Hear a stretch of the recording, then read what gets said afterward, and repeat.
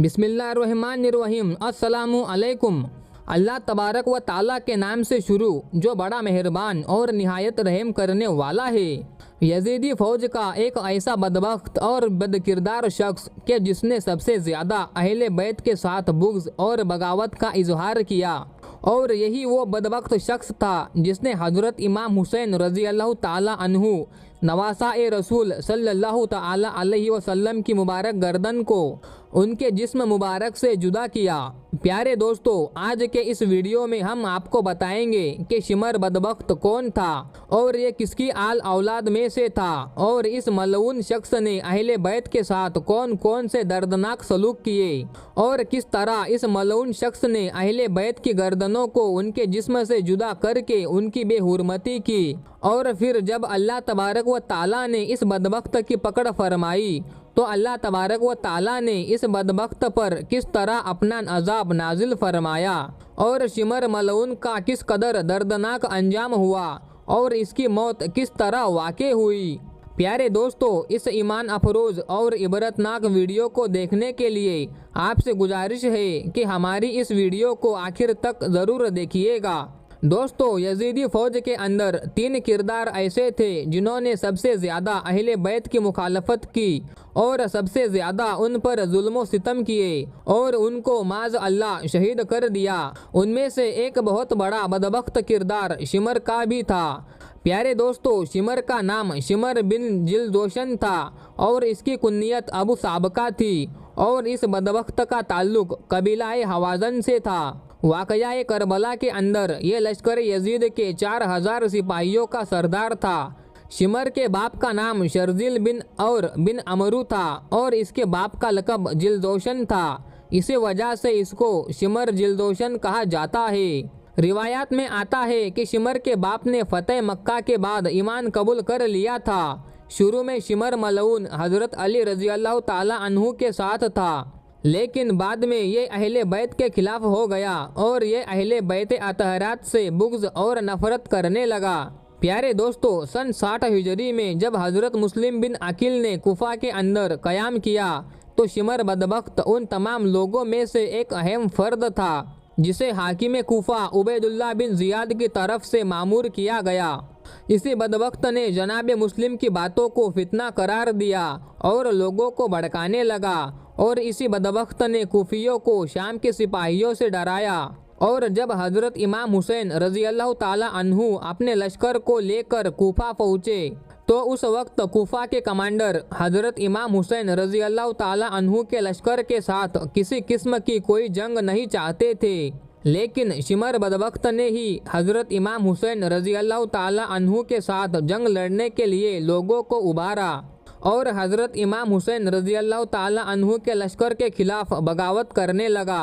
प्यारे दोस्तों, रिवायत में आता है कि जब कुफा के लश्कर के कमांडर उमर बिन साद ने हाकिम कुफा को एक ख़त लिखा कि हज़रत इमाम हुसैन रज़ी अल्लाह ताला अन्हु इस बात पर आमादा हो गए हैं, या तो वो वापस चले जाए या फिर उनकी बेयत की जाए।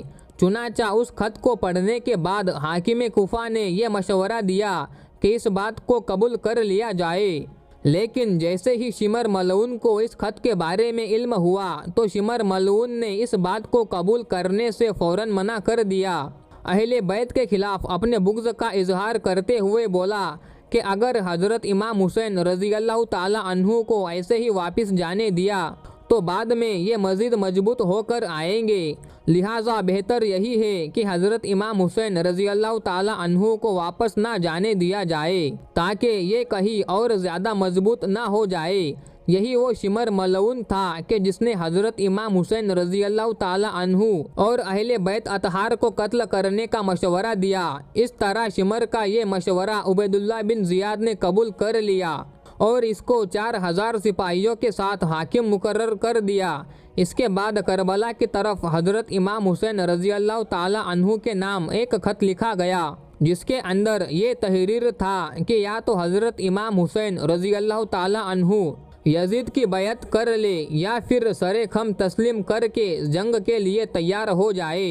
और इसी खत के आखिर में उमर बिन साद को ये कहा गया कि अगर तुम हजरत इमाम हुसैन रजी अल्लाह ताला अन्हु के खिलाफ ये काम नहीं कर सकते तो फिर तुम अपना लश्कर लेकर एक तरफ हो जाओ और इस काम को शिमर के सुपुर्द कर दो।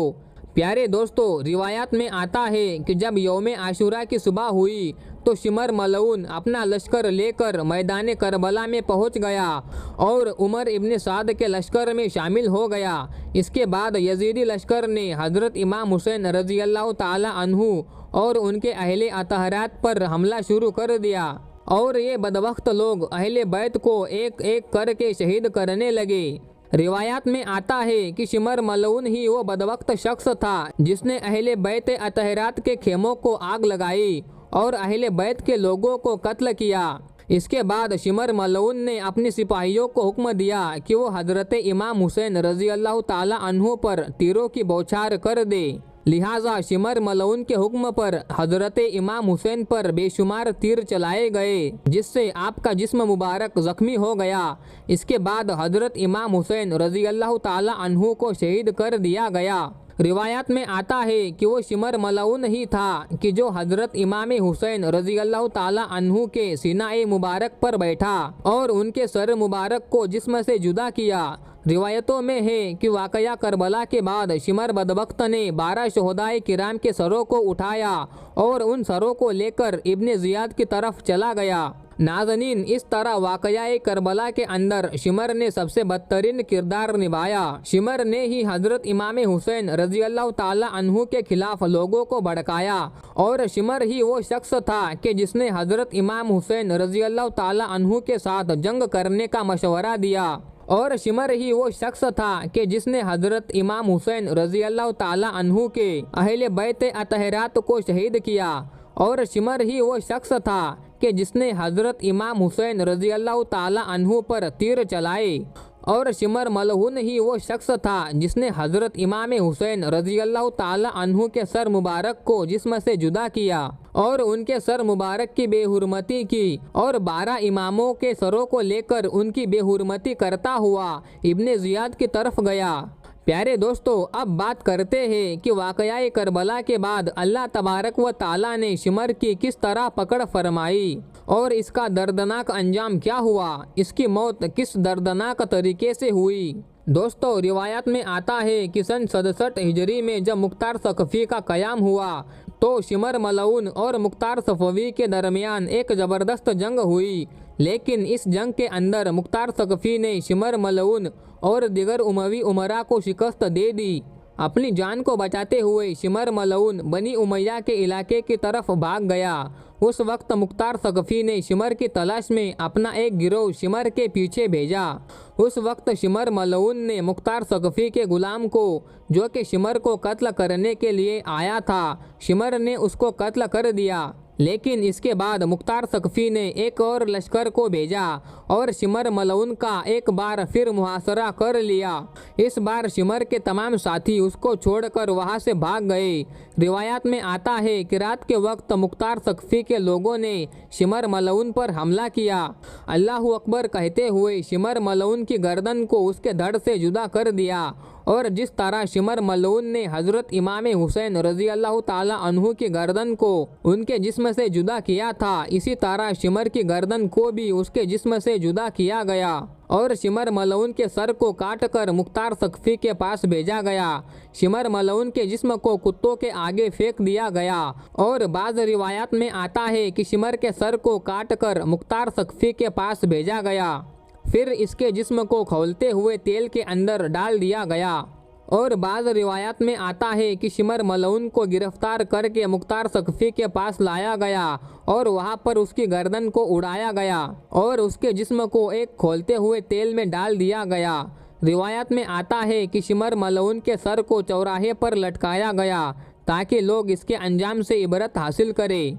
नाज़नीन, अल्लाह तबारक व ताला ने शिमर मलऊन को दर्दनाक मौत दी और उसी तरह इसके सर को कलम किया गया जिस तरह इसने हजरत इमाम हुसैन रजी अल्लाह ताला अन्हु के सर मुबारक को शहीद किया था और बेहुरमती की थी।